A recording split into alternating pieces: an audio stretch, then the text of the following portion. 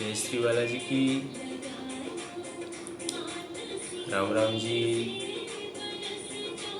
सभी भक्तजनों, मेरी माताओं, प्यारी बेटियों,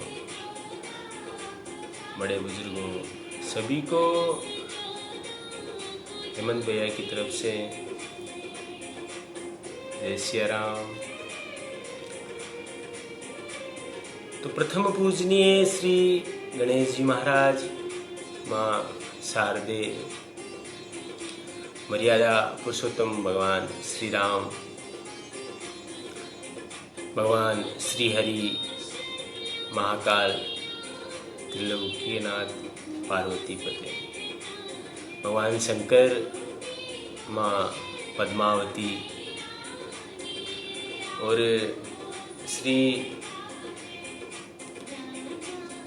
हनुमान जी महाराज, मंद मंद मुस्कान युक्त श्री भगवान राम के परम भक्त, माँ अंजना के लाल, अजर अमर श्री बालाजी महाराज और खाटू नरेश बाबा, श्याम, समस्त पितरेश्वर भगवान को प्रणाम करते हुए श्री हनुमान जी महाराज की गाथा का आनंद अपन सब लोग ले पा रहे हैं। तो जब कुछ दूत है वो विभीषण जी के आने के बाद वहाँ वानरों के रूप में उस राम जी के उस कुटिया में, उस आश्रम में या उस महल में मानिए पहुंचते हैं और उनको पकड़ लिया जाता है। दूत भी भगवान राम के व्यवहार और विचारों को देखकर उन्हीं की तारीफ करते हैं। उसके बाद उनको पकड़कर कहा जाता है कि उस रावण को कह देना कि ये जो इस तरह के तेरे जो विचार है इनको छोड़ दे और प्रेम से सीता मैया को है वो भेज दो, नहीं तो बहुत गलत होने वाला है। ऐसे विचार समझाकर दूतों को भेजा जाता है। और तो इधर लक्ष्मण जी के चरणों में वो जो दूत है, भगवान श्री राम जी के गुणों की कथा वर्णन करते हुए दूत वहां से तुरंत ही चले गए। श्री राम जी का यश कहते हुए वे लंका में आए रावण के पास और रावण के चरणों में शीश नवाया। तो दशमुख रावण ने हंसकर, क्योंकि अहंकार तो था ही, पूछी कि अरे सुख नाम था उनका, अपनी कुशाल क्यों नहीं बताते कि क्या हाँ से सोच कर आए हो।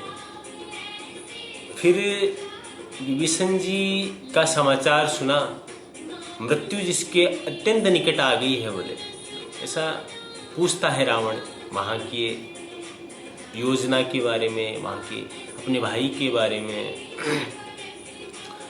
मूर्ख कहता है, तो मूर्ख तो खुद है, पूरा काम क्रोध मद लोभ सब नाथ नरक के पंथ। लेकिन उस दूत को वो कहता है कि हे मूर्ख, राज्य करते हुए लंका को त्याग दिया बोले। ऐसे अपने भाई को विभीषण जी के बारे में वो कहता है। और अभागा अब वहाँ जो के अंदर एक घुन पिस कर बोले रह रहा है बोले, वैसे ही नर वानरों के साथ वह भी मारा जाएगा। कोई प्रेम भाव रावण के नहीं है, मेरा भाई ये है वो है। अहंकार, एक बार उसको मना कर दिया बस। फिर भालू और बानरों की सेना का हाल बता, जो कठिन काल की प्रेरणा से यहाँ चले आए बोले। मतलब पूरी बात बता बोले, क्या है वहाँ, क्या स्थिति है। और जिनके जीवन का रक्षक, उन सब का रक्षक कोमल चित्त वाला बेचारा समुद्र बन गया है। अर्थात उनके और राक्षसों के बीच में यदि समुद्र ना होता तो अब तक राक्षस उनको मारकर खा जाते। रावण कह रहा है उस समुद्र के बीच में, जो समुद्र था उनके बीच में, उसके बारे में रावण कहता है कि बेचारा उसको भी मरना पड़ेगा। और फिर उन्हें तपस्वियों की बता, जिनके हृदय में मेरा डर है बोले। भगवान श्री राम और लक्ष्मण जी के बारे में रावण कहता है कि उन तपस्वियों के बारे में मुझे बता बोले, कि कितना डर है कि रावण आ जाएगा बोले। उनसे तेरी भेंट हुई या वे कानों से मेरा सुयश सुनकर ही लौट आए।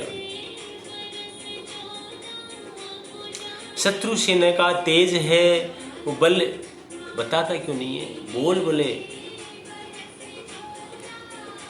तेरा चित्त बहुत ही चकित है, भोकचा कर रहा है, मेरे को ऐसा लग रहा है कि कुछ तो है। तो दूत ने कहा, ये नाथ,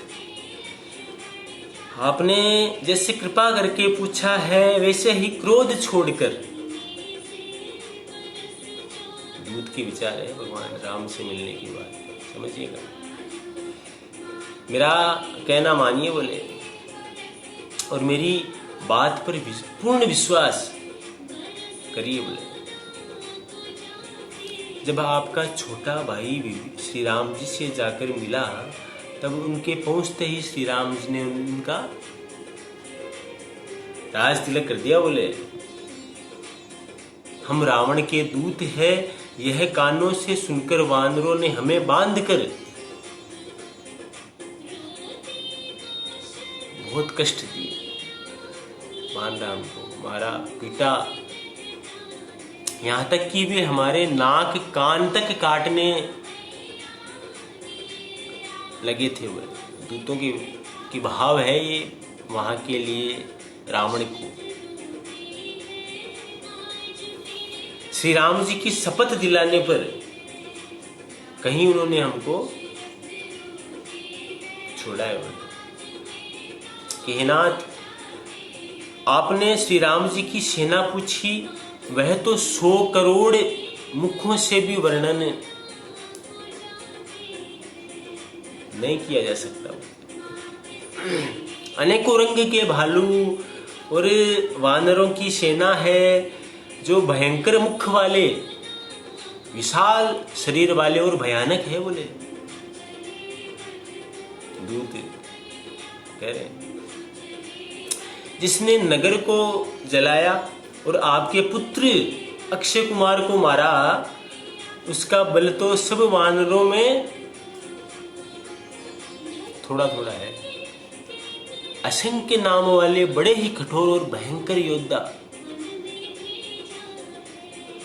मुख वाले, और सब में हाथियों का बल, और विशेष बड़े बड़े उनके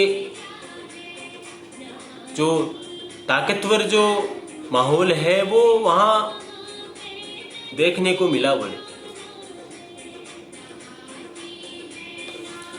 द्विद, मयंद, नल, नील, अंगद, गद्द, गुप्तास्य, दधिमुखी, केसरी, निषट, सट और जामवान, ये सभी बल की राशि है वहां के बांदरों की।